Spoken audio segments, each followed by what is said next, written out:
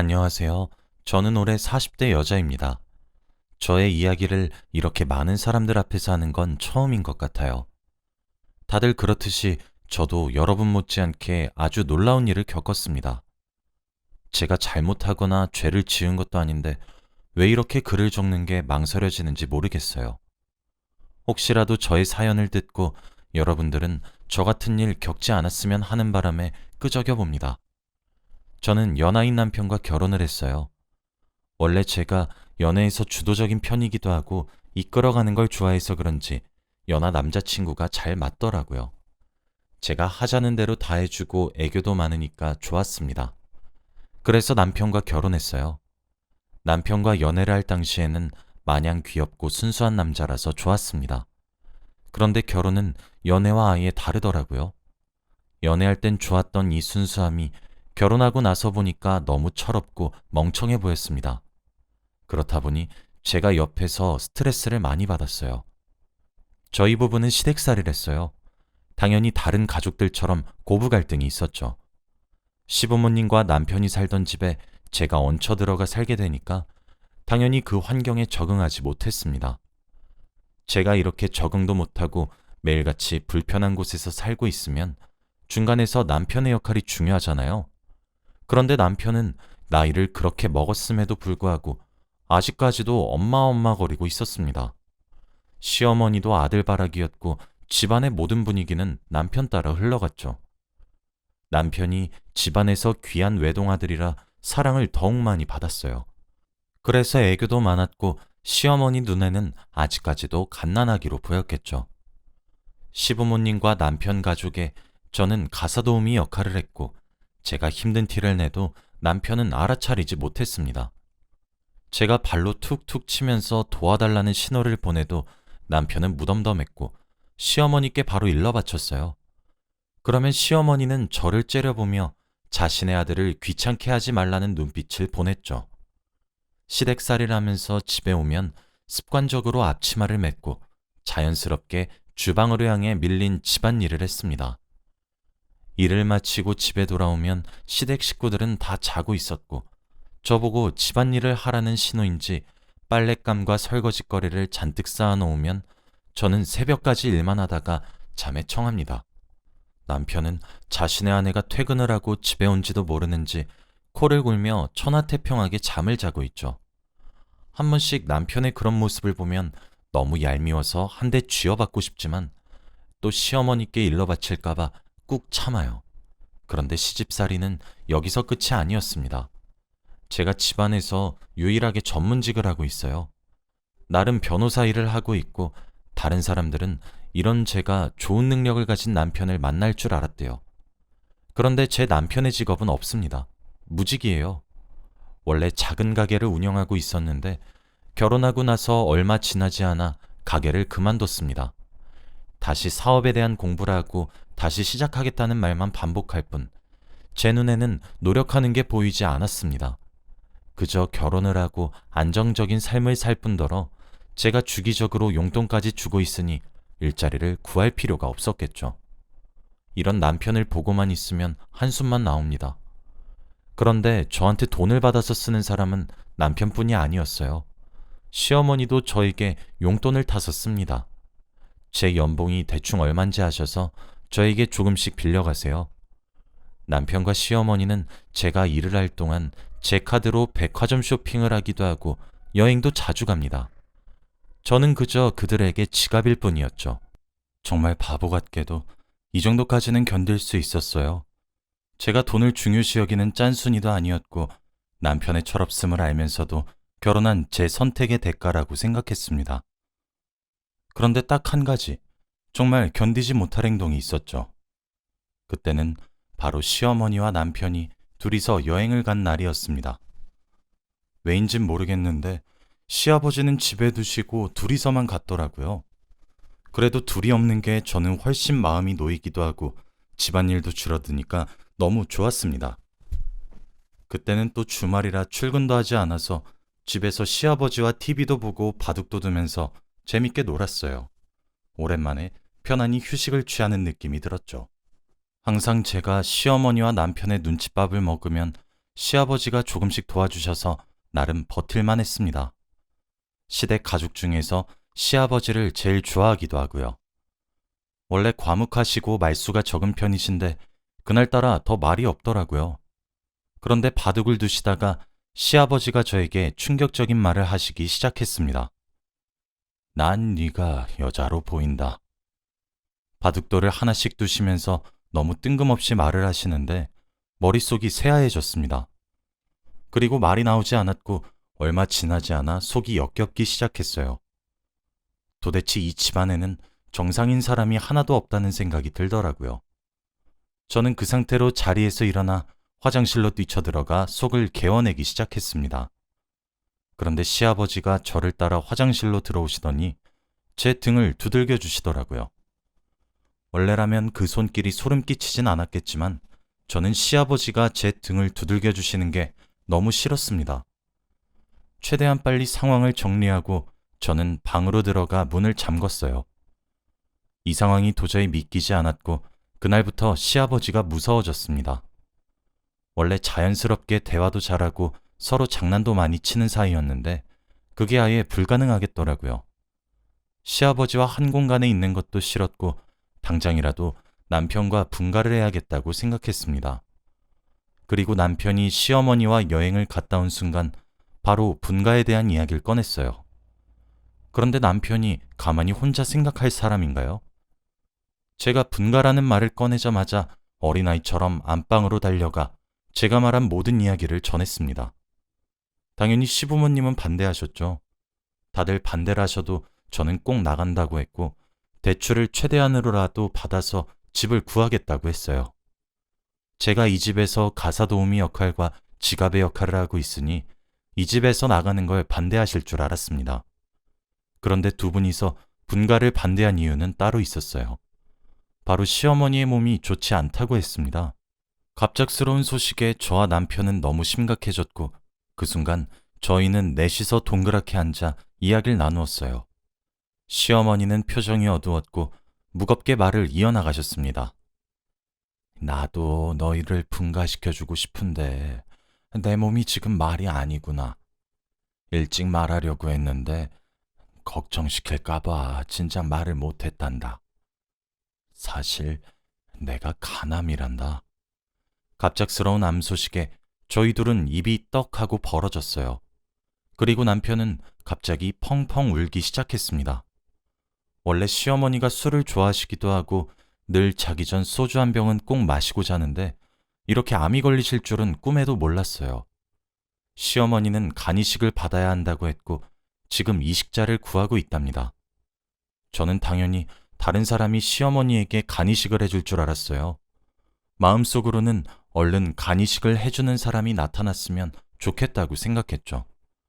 그런데 갑자기 남편이 제 손을 덥석 잡더니 이상한 말을 하기 시작했습니다.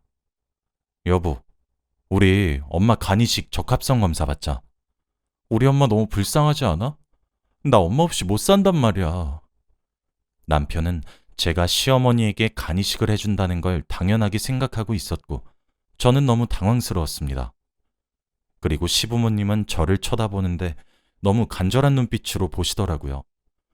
그 상황에서 제가 싫다고 딱 잘라 말할 수도 없었고 결국 분위기에 휩쓸려 고개만 끄덕였습니다. 남편은 자기 엄마 일엔 왜 이렇게 열정적인지 다음날 해가 뜨자마자 병원으로 달려갔어요. 병원으로 가는 내내 혹시라도 제가 시어머니에게 간이식이 적합하게 결과가 나오면 어떡하나 걱정했습니다. 그래도 정말 확률이 적기도 하고 아예 남남인데 가능성이 없다고 생각했죠. 하지만 마음 한켠에는 정말 간이식을 해드려야 하나 고민을 하며 검사를 진행했던 것 같습니다. 검사 결과가 나오기 전까지 시어머니는 저에게 너무 잘해주셨어요. 생전 주지 않으시던 용돈도 다 주시고 자기가 다 하겠다며 집안일도 손수 다 하셨죠. 그 모습을 보고 저는 더 간이식을 해드리기 싫었습니다. 속이 뻔히 보이는 시어머니의 행동들이었거든요. 며칠 뒤 검사 결과가 나왔고 저희는 잔뜩 긴장한 채로 병원으로 갔습니다. 제발 불일치라고 떴으면 좋겠다는 생각으로 갔죠. 그래도 남편이 가족이니까 당연히 남편이 시어머니께 간이식을 해줄 줄 알았습니다. 그런데 검사 결과는 충격적이었어요. 남편은 불일치가 나왔고 저는 일치가 나왔거든요. 제가 간이식을 해드려야 하는 상황이었습니다. 시어머니는 소리를 지르시며 노래를 부르셨고 가족들은 당연히 제가 간이식을 해줄 줄 알고 있었죠. 시어머니는 당장 수술 날짜를 잡아달라고 했지만 의사 선생님은 저의 대답을 기다렸습니다. 원래 이런 상황이 많다고 해요. 가족들의 강요로 억지로 간이식을 해야 할 것 같은 상황 말이죠. 그런데 저는 도저히 시어머니께 간이식을 해드리고 싶지 않았습니다. 저는 시어머니께 한 번도 감사한 적이 없었거든요. 결혼할 때 땡전 한 푼도 받지 않고 결혼을 했고 결혼 후 시댁살이도 너무 지옥 같았어요. 차라리 결혼 전이 더 나을 정도로 말이죠. 그때 의사 선생님께서 저를 보시더라고요. 저의 대답을 기다리고 있었고 저는 눈치를 살피며 저의 의견을 이야기했습니다. 저는 수술 안 할래요. 의사 선생님은 예상하고 있었단 반응이었지만 가족들은 저의 대답을 듣고 상당한 배신감을 느낀 것 같았어요. 그리고 시댁 식구들은 저에게 온갖 욕설을 내뱉기 시작했습니다. 어떻게 가족이 돼서 간이식을 안 해줄 수 있냐, 이때까지 자기가 해준 게 얼마냐 등등 말도 안 되는 소리를 짓거리는데 화가 나더라고요. 해준 게 있다고요? 저 결혼하고 지금까지 단 한 번도 행복한 적 없었어요. 가사도우미에 쥐갑 취급하시던 분들이 누군데요? 그리고 시아버진 저를 여자로 보인다는 그런 더러운 말을 짓거리는데 어떻게 간이식을 해드려요? 이러니까 사람이 늘 착하게 살아야 돼요. 인과응보란 말이 괜히 있는 게 아니라니까요. 제가 이매를 내뱉고 얼마 지나지 않아 제 볼로 무언가 날라왔습니다. 그건 바로 시어머니의 손바닥이었어요. 시어머니는 제 말이 끝남과 동시에 제 뺨을 내리치셨고 그곳은 정적이 흘렀죠. 다들 당황해서 말을 못하고 있었는데 저는 그 자리에서 딱 한마디만 하고 나왔습니다. 이걸로 제가 간이식 안 해주는 거 퉁치죠? 이혼할 테니까 다신 저 찾지 마세요. 이 말을 내뱉고 저는 병원을 빠져나와 집으로 갔습니다. 그리고 펑펑 울며 짐을 쌌고 바로 친정으로 돌아갔죠. 그런데 이 눈물이 마냥 슬프고 억울해서 나는 눈물이 아니었습니다. 한편으로는 속 시원하기도 했고 드디어 이 지옥 같은 인생이 끝났단 생각에 행복함도 조금 있었어요. 시어머니가 간이식을 못 받는 건 죄송하긴 했지만 죄책감은 없었습니다. 저와 남편은 서로 얼굴도 보기 싫어서 깔끔하게 합의 이혼을 했고 저는 다시 혼자가 되었어요. 결혼을 한 번 하고 나니까 혼자 사는 게 너무 좋더라고요. 그리고 친정집에서 가족들의 품에서 편안한 삶을 사니 남편과 이혼을 한 게 정말 잘했다는 생각이 들었습니다. 평소와 다름없이 변호사 일을 하고 있었고 다양한 의뢰인들을 만나며 법정에 섰어요. 하루하루를 바쁘게 살다 보니 제가 이혼을 했다는 사실조차 까먹더라고요. 그리고 얼마 지나지 않아 다른 의뢰인을 만나 상담을 하고 있는데 갑자기 속이 쓰렸습니다. 대화를 하다가 저도 모르게 속이 좋지 않아서 입을 틀어막고 화장실로 뛰쳐갔죠. 그 순간 머릿속에서 아차 하는 생각이 들었습니다. 설마 제가 예상하는 게 맞는 건가 싶었죠. 제발 아니길 간절히 바라며 테스트를 했습니다. 그런데 하늘도 무심하시지 어떻게 저에게 이런 시련을 주실 수 있나요? 임신 테스트기에는 선명하게 두 줄이 그어 있었고 임신이란 표시를 나타내고 있었습니다. 바로 전 남편의 아이를 임신한 것이었어요. 그리고 이혼을 하고 나서 알게 된 사실입니다. 저는 이 상황을 대체 어떻게 해야 하나 고민에 빠졌어요. 임신한 상태로 그 집에 가면 당연히 저를 받아주지 않겠죠.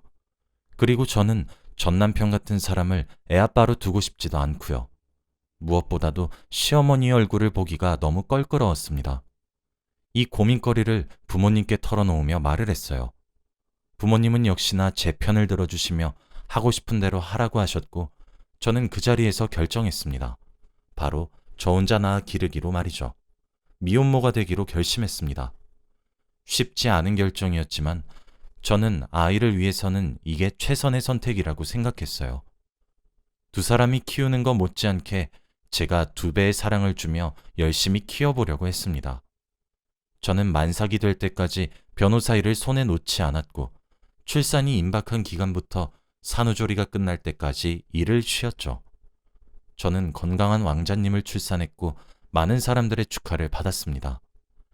아기의 울음소리를 들을 때 얼마나 많은 책임감을 느꼈는지 몰라요. 제 아들을 세상의 어떤 사람들보다 행복한 사람으로 만들겠다고 다짐했습니다. 그리고 저는 열심히 아이를 키우며 변호사 일도 다시 시작했어요. 제가 일을 할 동안 집에서 저희 친정 부모님이 아이를 돌봐주셨죠. 다들 주위에서 애아빠한테 소식을 전하지 않을 거냐고 많이들 물었지만 저는 말하지 않았습니다. 오히려 제가 아이를 낳았다고 하면 저한테 다시 빌붙을 것 같았거든요. 그리고 시어머니의 몸 상태가 어떤지도 알고 싶지 않았습니다. 만약 건강이 좋지 않으시다면 죄책감을 많이 느낄 것 같았거든요. 그래서 아들한테도 아빠의 존재에 대해 전혀 말하지 않았어요. 아들은 점점 커서 유치원생이 되었어요. 그런데 유치원을 다니면서 부쩍 아빠라는 단어를 많이 사용하기 시작했습니다. 다른 친구들은 아빠가 있는데 왜 자기는 아빠가 없냐고 말이죠. 그런 말을 언젠간 하겠다고 예상은 했는데 이렇게 빨리 올 줄은 몰랐어요. 항상 그때마다 두루뭉실하게 이야기해줬는데 어떻게 동심을 깨트리지 않은 채로 전달해줘야 할지 고민이 되었죠. 저는 매일 아들이 유치원이 끝나면 유치원에서 아들을 데리고 집에 와요. 그날도 여느 때와 다름없이 아들을 데리고 집에 갔습니다. 그런데 저희 집 건물 앞에 누군가 서 있더라고요. 모르는 사람인가 싶어 피해가려고 하는데 그 사람이 덥석 제 손목을 잡았습니다. 저는 비명을 질렀고 아들은 그 사람한테 화를 냈죠. 누구세요? 누군데 우리 엄마 무섭게 해요? 이 말을 하며 아들이 그 사람을 째려봤고 저도 아들과 함께 그 사람의 얼굴을 보았죠. 그런데 저는 그 남자의 정체를 안 순간 기절할 뻔했습니다. 바로 전 남편이었거든요. 이혼을 하고 몇 년 만에 본 사람이라 너무 당황스러웠습니다. 그런데 전 남편의 시선은 제 아들한테 가 있었어요. 그리고 저한테 설명을 원한다는 눈빛을 보냈죠. 저는 솔직하게 말했습니다. 전 남편의 아이가 맞다고 말이죠. 그런데 그 순간 전 남편은 펑펑 울며 제 아들을 끌어안았어요. 그러면서 아들한테 자기를 아빠라고 부르라며 말을 했죠. 아들이 너무 혼란스러워할까봐 저는 급히 둘을 떼어냈습니다. 그런데 아들은 갑자기 전 남편한테 놀라운 말을 하기 시작했어요. 아빠. 아들은 단 한 번의 망설임도 없이 전 남편을 아빠라고 불렀어요. 저와 전 남편 둘 다 놀랐고 저는 이 상황을 과연 좋게 받아들여야 하나 고민했습니다. 이미 되돌릴 수 없는 데까지 와버린 것 같았고 저는 전 남편과 이야기를 나누어야 했어요. 아들을 집에 먼저 보내고 저는 전 남편과 근처 카페에서 이야기를 했습니다. 몇 년 전에 비해 살도 많이 빠지고 고생도 많이 했는지 동안이었던 얼굴이 많이 수척해졌더라고요. 딱 봐도 돈을 벌기 위해 많은 고생을 한 것 같았습니다. 그런데 전 남편은 저에게 충격적인 제안을 하기 시작했어요. 저는 지금 생각해도 여전히 놀랍고 믿기지 않습니다. 왜냐하면 전 남편은 저에게 다시 합치잔 말을 했거든요. 지금 시어머니가 돌아가셔서 저를 괴롭힐 사람이 없대요. 그리고 시아버지도 집을 나가셔서 어디 간지도 모른다고 했고요. 무엇보다도 저와 이혼을 하고 제 생각을 엄청 많이 했다고 합니다. 혼자서 막노동도 하고 이것저것 하면서 얼마나 희생을 했는지 배웠다고 했죠. 그리고 아들까지 있으니 더 이상 물러서기 싫다고 했습니다. 제 손을 잡더니 갑자기 불쌍한 눈으로 저를 쳐다보았고 재혼을 하자는 말을 했죠. 그리고 저는 바보같이 전 남편의 그 눈빛에 흔들렸습니다. 지금 생각해도 제가 참 한심했던 것 같아요. 생각해보니 아이도 아빠란 존재가 필요하기도 하고 전 남편도 옛날과 다르게 철이 든 것 같더라고요. 솔직히 그때는 전 남편에게 싫다고 거절을 했지만 내심 혼자서 고민을 많이 했습니다. 저도 모르게 스스로 전 남편을 기다리고 있었던 것 같아요. 그리고 과거의 일을 떠올리며 저희가 이혼한 이유가 오로지 시어머니 때문이란 생각이 들더라고요. 무엇보다도 제가 고민을 할 동안 전 남편은 저와 아들에게 매일같이 찾아와 아빠의 역할을 했습니다. 양육비를 벌기 위해서 하루 종일 일도 했고 아들한테 장난감도 많이 사주었죠. 아들도 아빠가 생겨서 너무 좋다며 예전보다 많이 밝아지기도 했고요. 한순간에 모든 상황들이 잘 풀리니까 제가 잠깐 방심을 했나 봐요. 전 남편의 끈질긴 매달림 끝에 저희는 재결합을 하기로 했습니다. 솔직히 주위에서 보는 시선이 좋진 않았어요. 제가 또 후회할 거라며 말렸지만 저는 한 번만 더 이 남자를 믿어보기로 했습니다. 전 남편과 재결합을 하고 처음엔 너무 좋았어요. 드디어 바라던 분가를 했고 가족이 드디어 꾸려지니까 너무 안정적이더라고요. 아들도 아빠와 노는 걸 더 좋아했고 저도 아이에 관해 이야기를 나눌 사람이 있으니까 심적으로도 평온했습니다. 그렇게 몇 달간 아주 행복한 결혼 생활을 했던 것 같아요. 그런데 왜 이렇게 행복할 때 불행은 찾아오는 걸까요? 정말 오랜만에 단란한 가족 분위기라 제가 너무 긴장을 늦추고 있었나 봅니다. 저한테도 이제 행복이 찾아오는 줄 알았는데 그건 모두 저의 착각이었죠. 왜냐하면 바로 남편의 외도였습니다. 흔히 다들 남편의 외도를 발견하는 것과 비슷하게 저도 남편이 휴대폰을 잠그고 집에 늦게 들어오면서 시작이 되었어요. 처음엔 의심이었지만 갈수록 확신이 들어서더라고요. 정말 말문이 턱 막혔습니다. 그런데 더 충격적인 건 따로 있었어요. 남편을 미행하면서 한 숙박업소로 들어가는 걸 보았습니다. 같이 들어간 여자는 굉장히 젊어 보였고 그 여자와 불륜관계라는 걸 알 수 있었죠.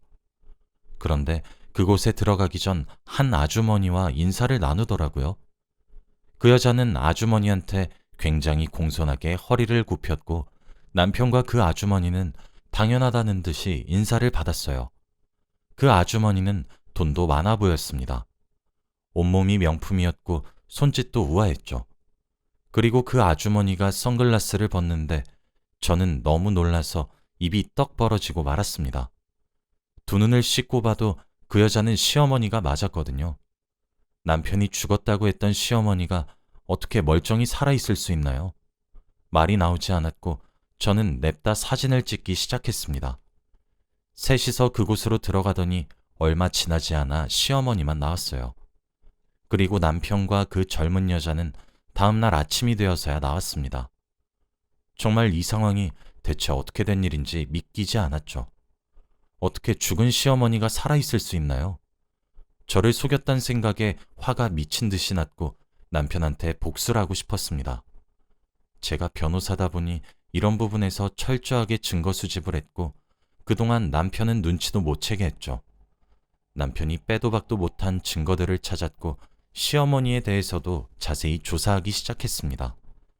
남편이 눈치채기 전 저는 남편과 시어머니 그리고 그 상간녀 앞으로 고소장을 보냈고 아들을 데리고 유유히 친정으로 갔어요.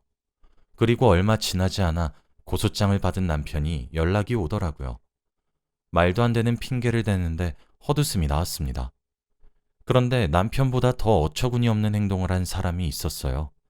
바로 그 상간녀입니다. 어떤 당돌함인지 저에게 개인적으로 연락이 와서 잠깐 만나자고 하더라고요. 너무 뻔뻔해서 오히려 제가 더 당황스러웠고 한 카페에서 만나 이야기를 나누었습니다. 그런데 그 여자는 예상 외의 모습이었어요. 정말 많이 울었는지 눈이 팅팅 부어 있었고 무엇보다 한국 사람이 아니었습니다. 동남아 사람이었어요. 처음엔 많이 울었길래 일부러 감성팔이라는 줄 알았습니다. 그런데 그 여자가 저에게 충격적인 말을 하기 시작했어요. 우선 제 남편이 유부남인 줄 몰랐다고 했습니다. 그리고 무엇보다도 더 놀란 것이 있었죠. 바로 제 시어머니가 살아계셨던 이유는 이 여자가 간이식을 해줬다고 해요. 간이식을 해주면 제 남편이 결혼해주겠다는 말에 이 여자는 바보같이 간이식을 했대요. 그리고 당연히 결혼을 바로 해줄 줄 알았는데 남편이 미룬다고 합니다. 하지만 여기서 끝이 아니었어요. 이 여자는 최저시급도 못 받는 곳에서 하루 종일 일을 하며 번 돈으로 시어머니한테 다 갖다 바친대요. 원래 한국에 일을 하고 고향에 있는 가족들한테 돈을 보내야 하는데 시어머니한테 잘 보여 결혼하기 위해서 돈을 다 갖다 바친다고 했습니다. 그리고 얼마 전 고소장이 날라와서 너무 놀랐대요. 가정이 있는 사람인 줄 몰랐다며 미안하다고 사과를 하더라고요. 그 여자의 말을 듣는데 제가 더 답답하고 한심하더라고요. 어떻게 세상에 이런 바보 같은 여자가 있을 수 있나요? 그 여자는 제 남편한테 미쳐서 결혼 하나만 보고 이 지경까지 온 거였습니다. 너무 황당해서 아무 말도 못하고 그 여자를 멍하니 쳐다봤어요. 그 여자는 자기가 했던 짓이 얼마나 바보 같았는지 스스로 깨달았는지 저에게 말을 하더라고요. 바로 복수를 하고 싶다고 말입니다. 한 번도 누군가한테 복수를 하겠다고 마음먹은 적이 없었는데 이번 일로 많이 깨달았대요. 저에게는 양심이 없지만 제 남편한테 콩밥을 먹이고 싶다고 했습니다. 그 여자의 눈빛은 불타오르고 있었고 저는 그 여자의 말에 찬성했죠. 저희 둘은 복수를 하기로 했습니다. 그 여자와 저는 쌍으로 남편과 시어머니께 고소장을 보냈어요. 그리고 한순간에 두 가지의 사건을 감당해야 하는 남편은 제발 고소를 취하해달라고 했죠. 저희는 한 귀로 듣고 한 귀로 울리며 고소를 진행했습니다. 전 남편은 위자료를 저희에게 엄청나게 물려줘야 해요. 일부러 감옥에 가는 것보다 평생 갚아도 못 주는 금액을 위자료로 제시해서 골탕 먹이고 싶었습니다. 빚을 져서라도 다 못 갚는 금액이었죠. 그리고 저희는 이혼을 했고 그 여자도 고소가 끝나자마자 자신의 고향으로 갔습니다. 혹시라도 전 남편이 보복을 할 수 있으니 제가 돌아가라고 했어요. 그 여자는 자신의 고향으로 돌아가기 직전까지 울면서 저에게 생명의 은인이라며 고맙다고 했고 저는 앞으론 남자한테 그렇게 퍼주지 말라고 일침을 날렸습니다. 그리고 전 남편은 이리저리 돈을 빌리고 다녀야 했어요. 양육비에 두 여자한테 위자료까지 주어야 하니까 감당하기 어려워했습니다. 그런데 이 상황에서 시어머니가 더 어처구니가 없어요. 겨우 이식받은 간으로 건강하게 살지는 못할 망정 다시 술을 드시기 시작했거든요. 매일 한 병을 먹고 자던 습관이 다시 도져서 매일 술을 달고 사신다고 합니다. 정말 이런 거 보면 사람 참 쉽게 안 변하는 것 같아요. 이런 집안에 시집이나 가서 제 인생을 망쳐놨던 것 같습니다. 그래도 후회나지 않아요. 언제 한번 이런 광경을 보겠나요? 전 남편이 돈에 허덕이고 시어머니가 술만 먹으면서 사는 인생 말이죠. 저는 이제 속이 후련하고 아들만 열심히 키우려고 합니다. 아들이 조금 더 크면 다 알려주려고 해요. 제가 한 행동들이 엄마로서 부끄럽지도 않거든요. 여러분은 저 같은 일 겪지 않았으면 좋겠습니다. 저의 이야기는 여기까지예요. 들어주셔서 감사해요.